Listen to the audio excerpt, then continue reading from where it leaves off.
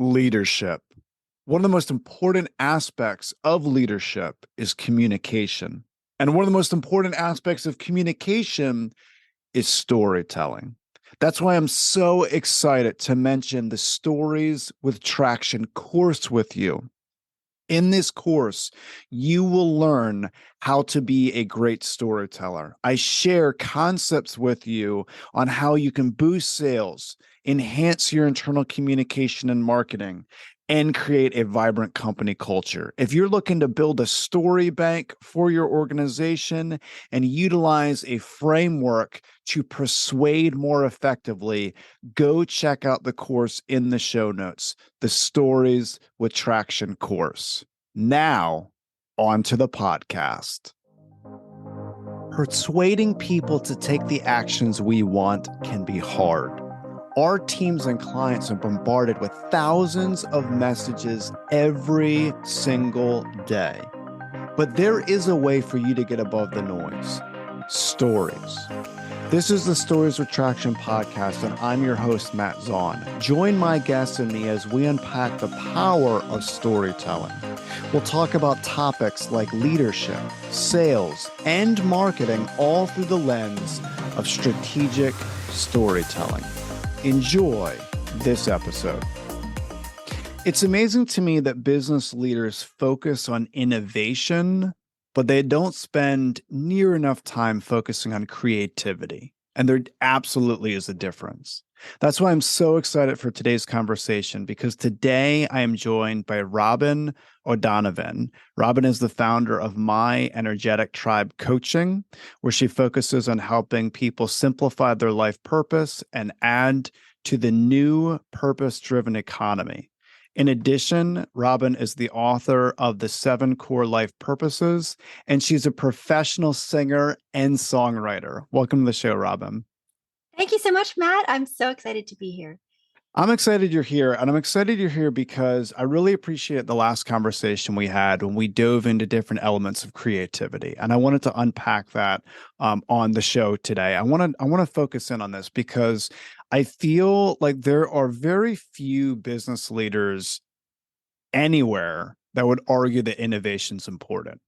Everyone's trying to talk about how can they be innovators for their customers. Very few leaders are willing to latch onto creativity, or at least create an environment where their people can be creative. Now, there are some companies, I think Google is a good example, where they do a lot to focus on creativity, and it has very much benefited them. But a lot of medium-sized companies would never even think of focusing on creativity. I really think it is to their detriment. So just to start off the conversation, when I say to you creativity, what's the first thing that comes to your mind? I would say freedom, just, unbounded, unfettered, possibly unorganized. And that's probably why intuitively companies are, leadership may, again, just might be more of a subconscious thing, might shy away from just giving full rein to their teams for that sense of creativity. But I agree with you. I think there's an opportunity there. Yeah.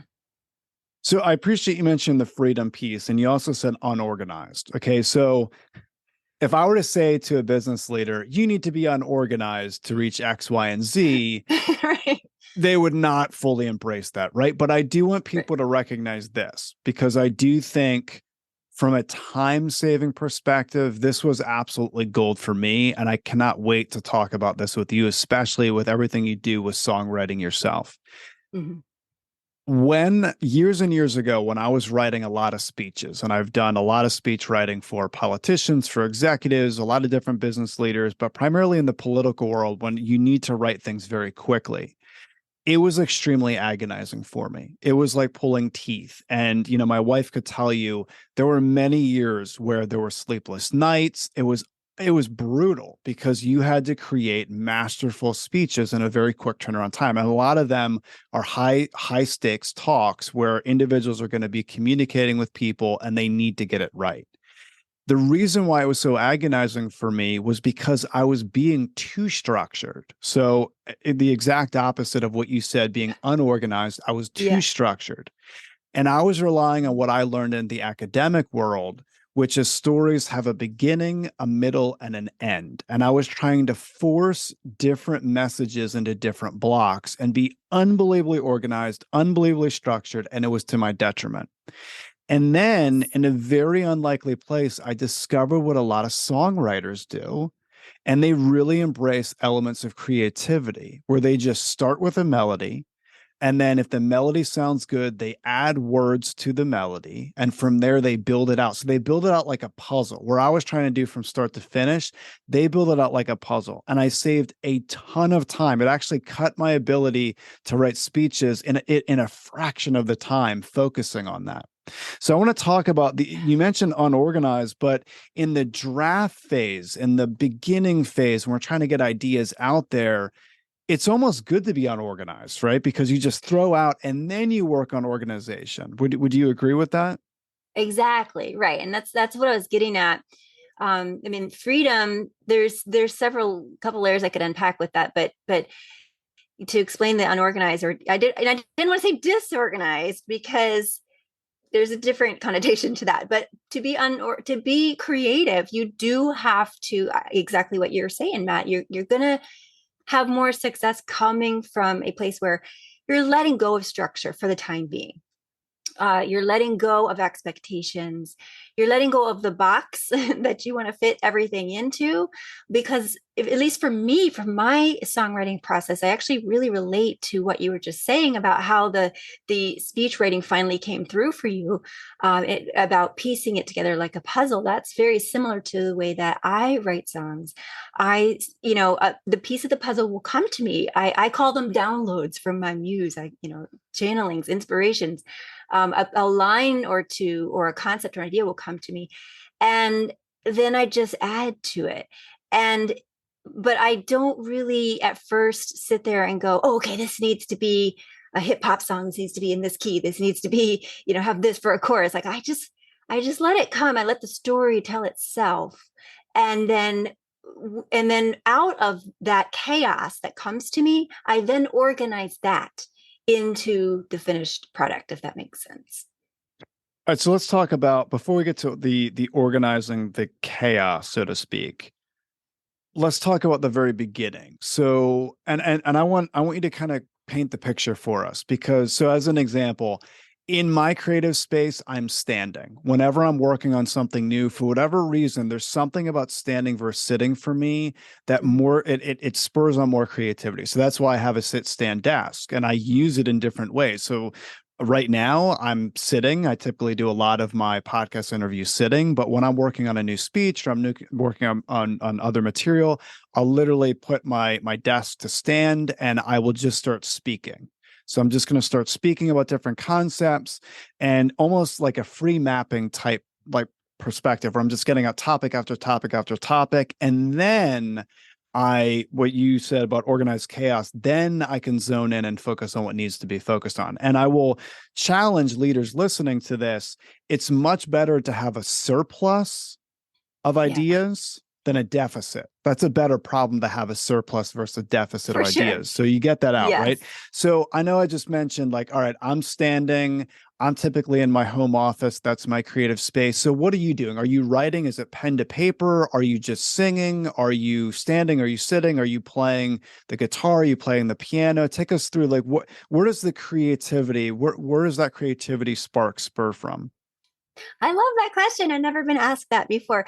My rule of thumb, rule that I live by is just be in the moment and let the inspiration come when it will. And inspiration comes to me in the car, I will pull over the car and I will type in a note on my phone the lyric or the idea. Yes, I have a music notebook. Sometimes, if I'm at home, yes, I will write it with a pencil, so I can erase and change. And um, it's just wherever. Sometimes I'm standing washing the dishes. Sometimes I'm dancing. Sometimes I'm just driving. Sometimes I'm working on something or reading a blog or watching a video, and it just sparks something. So for me, I'm kind of I don't know. I'm kind of all over the place. As an artist, I leave myself open to, channel and to receive inspiration at any time. So I guess I don't really have any one, any one, posture or way that I receive it, but I just try to be ready for that and honor it.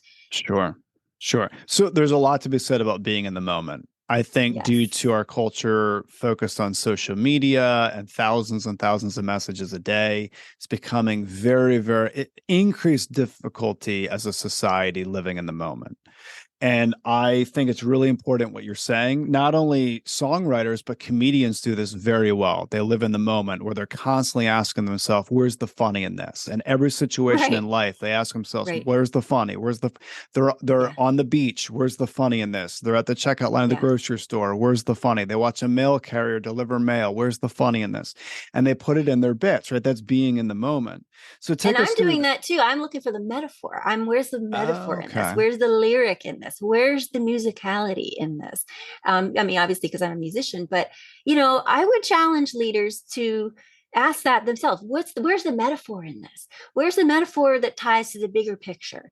That ties to our purpose, that ties to our culture, that ties to our mission.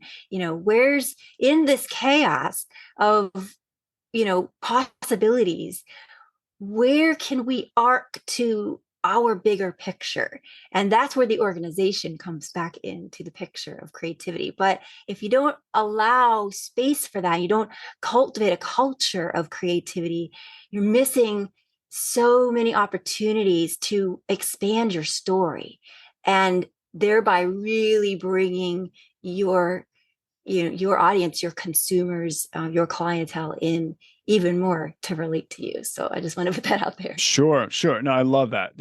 Just how you said, you're looking for metaphors, you're looking for different elements of the song. I always challenge leaders to ask themselves, where's the story in this, right? Where's the Yeah. story in this that's going to impact my sales, my marketing, create a vibrant company culture? Where's the story in this? And often that ties back to exactly what you're saying, which is be in the moment. You have to be in the moment to recognize, hey, I'm working with this client right now. It's going very well. Where's the story in this that I can use to share with the prospect? Yes. If you're not in the moment, Yes. you miss that. And there's a lot of people missing that. So I So appreciate true. you mentioning that.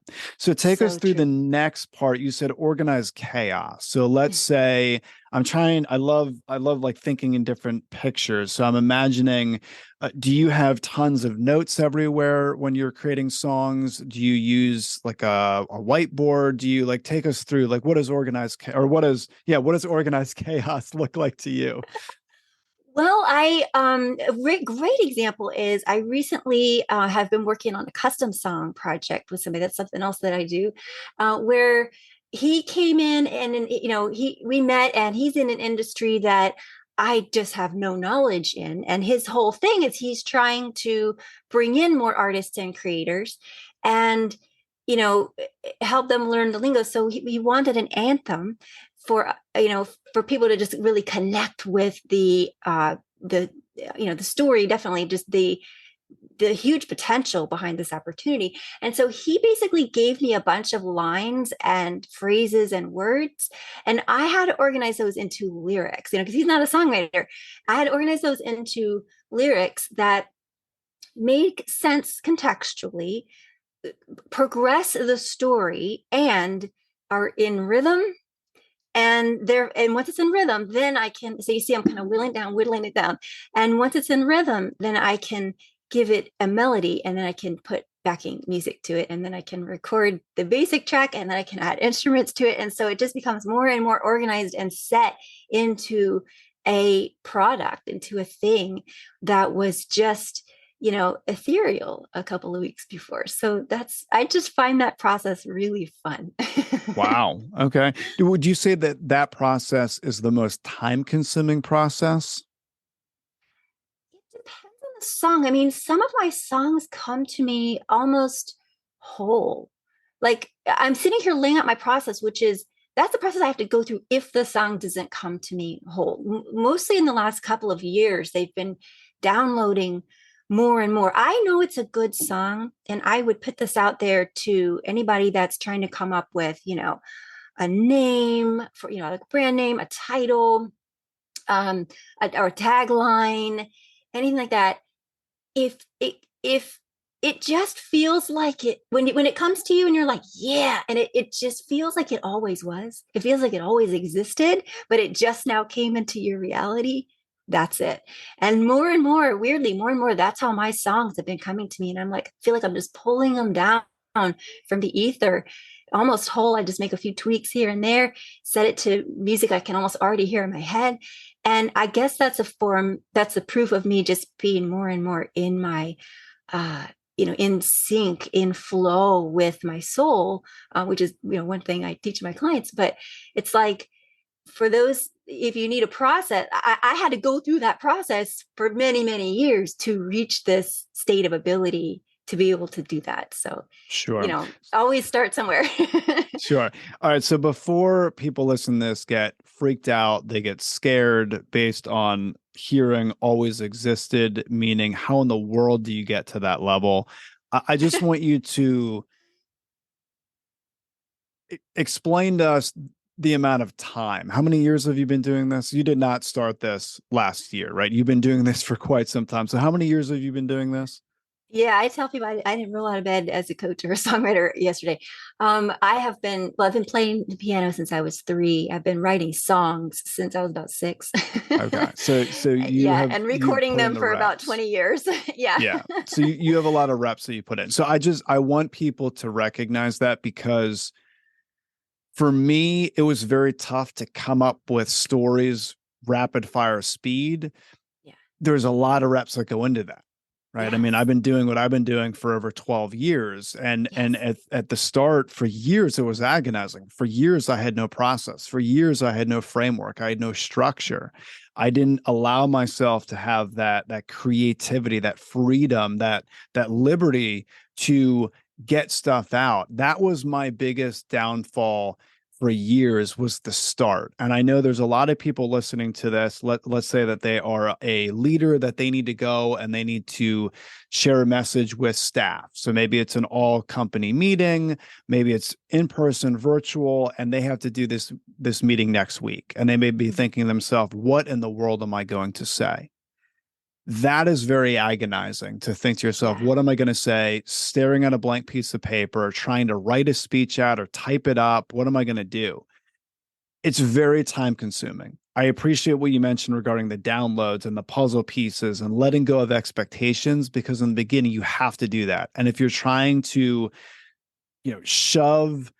shove a square in a round hole, it's not going to work, right? You have to figure out how to let go of expectations, at least in the beginning, and get to the next stage, which is that organized chaos stage. And I appreciate you mentioning that. But also, to get to the point, I just want people to recognize, to get to the point where you feel like it always existed, you got to put in the reps. You got to put in the time. It's like going to the Call gym in and the training pros. a muscle. What's Yeah, that? exactly. Or call in the pros, That's why Sure. we, delegate. Call in Sure. somebody to lead that process. And like you are definitely one of those. So yeah. Sure. Sure. No, I appreciate you mentioning that. No, I absolutely. Leaders, there's different elements that they can delegate. For leaders that they do want to be better communicators, they do want to be a lot better at storytelling.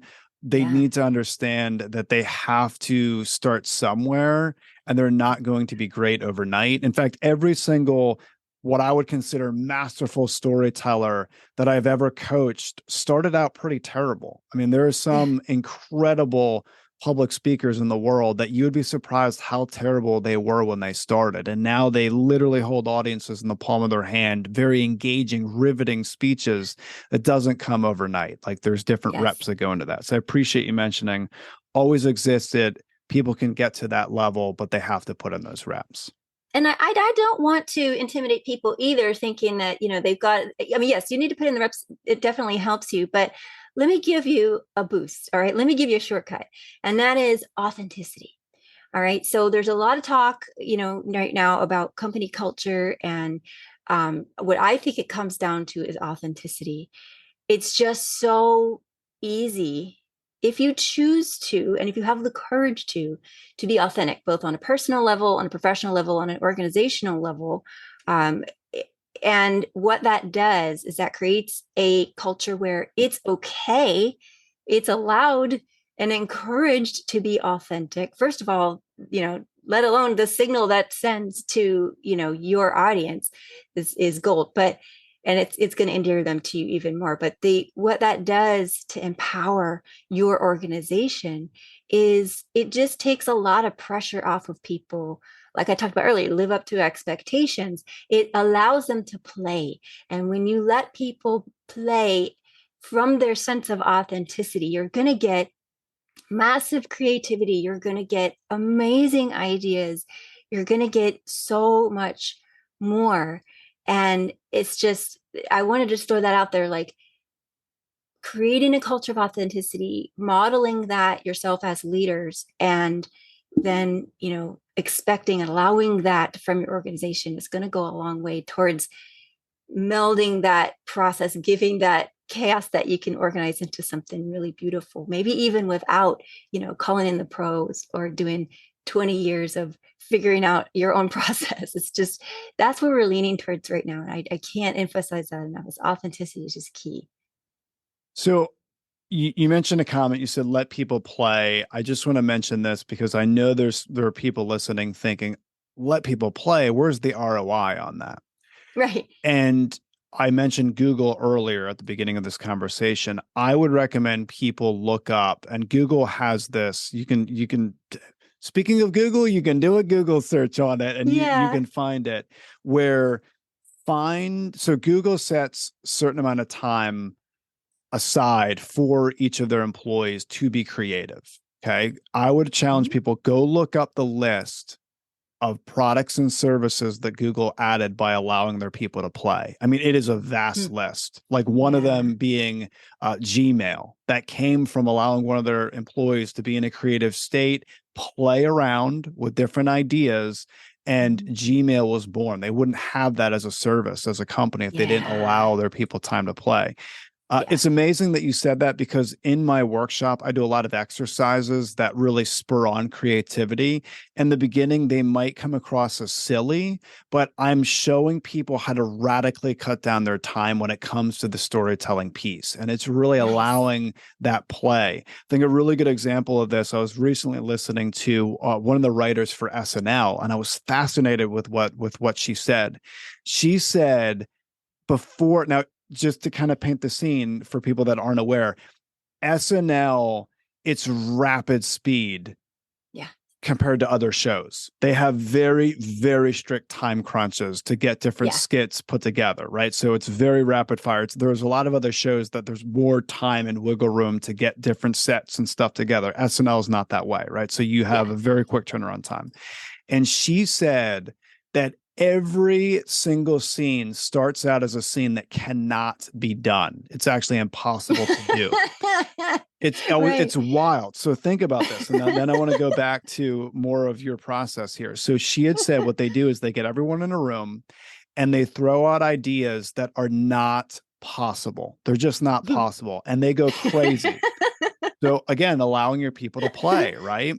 Yes. Everything under the sun that you can't do, costumes that you can't build, different, people are swinging and this and that. And like, it's just not possible. Once they get all of those ideas out, then they focus, to use your words, organized chaos. And they say, okay, here's the budget that we have. What can we do in this scenario with the budget that we have? Then they keep going further and further and they fine tuning. And the reason why they do that is because if they start it with something that could be done, it would take so much time to get that idea out that they start with something that can't even be done. And then they scale back from there. And I thought that was genius to That's rapid so fire. Yeah, I thought it was really interesting. I love it. I love it. And to your point, to expand on what I was just saying about letting people play, I wouldn't be the musician I am today. I wouldn't be, doing anything I was doing if I hadn't been allowed to play as a kid. I'd just play on the piano, just sit down and work out what I thought was beautiful. That's how I first started writing. I didn't start putting words to it till a little bit later, but the music just flowed, and it was important to me to understand what notes and intervals and rhythms sounded good together. And then it was 3 years later I was finally put to lessons, but I had that beautiful period of about 2-3 years before that as just a tiny child, getting to know this instrument on my own terms. And it really changed my relationship with it, rather than if I had just started with organized lessons, sit down, here's this note, here's that note, here's how you play. If I had just started with that at age 6, I'm sure I would be a very different artist today. That's awesome. So I have to share this image just because this is so relevant to what you're saying, because this literally happened this morning. I kid you not. You're probably not going to believe it. So I have a piano in my house and my youngest is 4. Okay. So I have an 8-year-old, a 7-year-old, and a 4-year-old.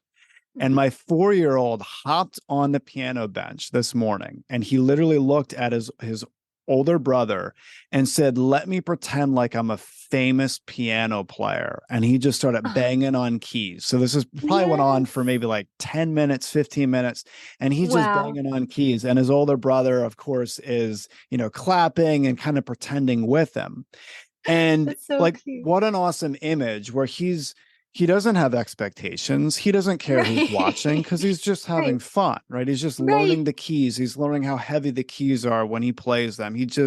And it's very close to the age that you said that you got started. I think you'd said at 3, you started touching keys. So he's 4 years old and now my wife plays piano and my son plays an instrument. So we're not that I'm in the most musically inclined family, but we do have instruments that we play, right? So he's going to be exposed to that. But it was just really cool, that moment. No expectations, just allowing for that space.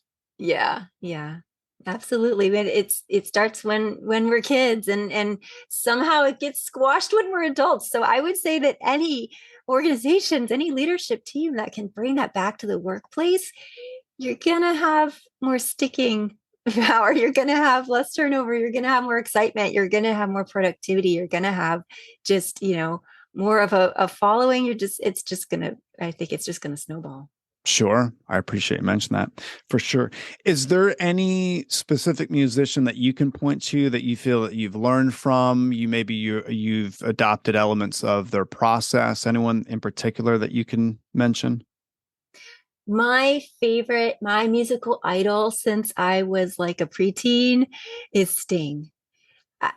There is nobody. I'm in my older 40s, and there's just almost nobody that can compare in storytelling.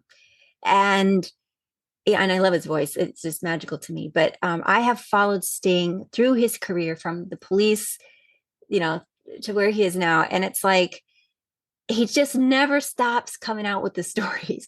His process is different than mine. He actually has said that he likes to start with a title. I think this is so interesting.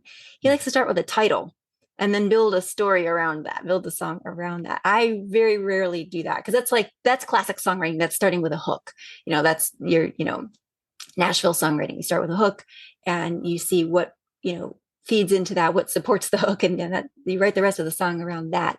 But I think in his earlier days, I don't know, he wrote every song like that. I think they were inspired, mine were. And what I take from Sting, especially from, like 6th grade on, when I was really starting to write lyrics, I do my research. Like I take inspiration from literature. He takes inspiration from books and from famous movies and from events and things like that. And it's like, that's really cool. Like he made me research. He made me read, Lolita. He made me invest in Amnesty International. He made me look into all of these things that he was following at the time that he said influenced his music. I would go look all that up because I was completely obsessed with him.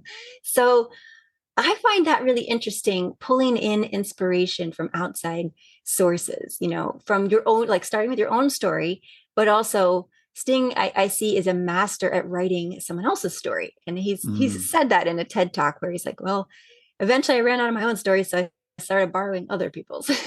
That's awesome. So there's some lessons there, I think. Yeah. Interesting. So you said he starts with a title. Yeah, that's what he said. Interesting. Now, I want people to recognize that even if someone has an incredible process that works for them, doesn't mean that it's going to work for you. And I appreciate you mentioning that, Right. he starts with a title and then goes from there, because it's going to be different for different people. Yeah. But again, I'm sure that there's room to play. There's no expectations Yeah. in the beginning, right? Because you have to get Yeah. something out. But I appreciate the differences with your process and the process that you just mentioned. So thank you for sharing that. Thank you. Another thing he does too is so, this is a really great example of play. He's been known to have music, let's say the track of music, but write two different songs to it, two different lyrics, completely different Interesting. song, different title, different lyrics. He even put one in a slightly different key, so it wasn't the exact same music, but it was the same music. I mean, the band performed it again, but in a different key. And I'm just like, that's genius that you could get two great hooks and two great stories out of the same music. I've never heard anybody else do that. Do you think that's done to test which one people like better? Like, is there a testing process with that? That's a great question. In the case I'm talking about, those were two B-sides on a Okay. single album. So I think he does it to test himself. I think he does it to challenge himself, to challenge his band. That's how when I first heard those two songs, that's what it came across to me. Interesting. Just for the fun of Huh. it. Yeah. Interesting. Yeah, I'd be interested to know about I guess, from the music business element on if you're going to produce more music than you need to, Mhm. what's the purpose behind it? And the only reason why I'm asking that is I heard a fascinating interview years ago regarding Bob Dylan, and I'm a huge fan of Bob Dylan as a lyricist. I think he's a phenomenal Yeah. lyricist. And what he said, it was a staggering number where basically, and I don't want to misquote him, but essentially the amount of songs he writes is far superior to the amount of songs people recognize and know. Like the amount of songs, Yeah. and again, I don't want to misquote him, but essentially take 10 songs, and in order for him to get 10 songs that are on an album, there is significantly more work of songwriting that goes into it. And the amount of songs Yeah. he's written in his life, in fact, there's a search somewhere where you can search all of Bob Dylan's songs, and it is Yeah. mind-boggling how many songs Yeah. this guy has written. He's So so prolific. Yes. Yes. And you're right. I mean, that's true for most great songwriters.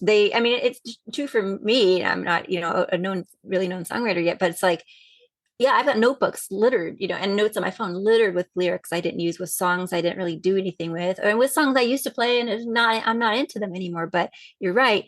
To get an album of 10 songs takes it, just like in business, to get that down to that one story, which you could call an album, just, one big novel, I guess, of stories. To get down to that, there's a lot on the cutting room floor. There's a lot that doesn't make the cut. And part of it is warm up, and part of it is feeling into the process and going, no, not quite that. And part of it is going down one rabbit hole and being like, no, I didn't want to go that far down that rabbit hole. And part of it is just experimenting and then collecting everything up at some point and going, what is my overlying message here? What is my story arc? What's my legacy with this? I always say product, but if it's an album, what's my legacy I want to put forth with this album? And that's where you start making the decisions. Okay, well then what doesn't fit into that? It's got to go, and we sure. all do well to do really edit our life that way, honestly. Sure. That's a really good point. Thank you. I appreciate you mentioned that. And I really appreciated this conversation. Thank you. I know you're extremely busy, so thank you so much for your time. There's three Thank you. things that I'm going to take away from this conversation. I know people listening probably got a lot more than this, but I got three specifically. Is the first is I really appreciate your definition of creativity. You said creativity is freedom. You said sometimes it's unorganized, but it's letting go of expectations and allowing for those downloads. Those are those puzzle pieces. I really appreciate that. Yes. Then I appreciate what you talked about regarding organized chaos, what it looks like once you do allow those downloads to come. And then I appreciate what you mentioned regarding company culture, because I do think a lot of companies are talking about this now. They're just not focusing on it. It's one thing to say it. It's another thing to allow people to have that authenticity, allow their people to play, not focus as much on the ROI right out of the gate, but setting parameters, allowing people to play, and the ROI will come based on all these a surge of creativity and ideas that are going to come. So thank you for sharing that. If people want to get more information on what you do, Robin, maybe they want to reach out to you, where's the best place that they can go to do that?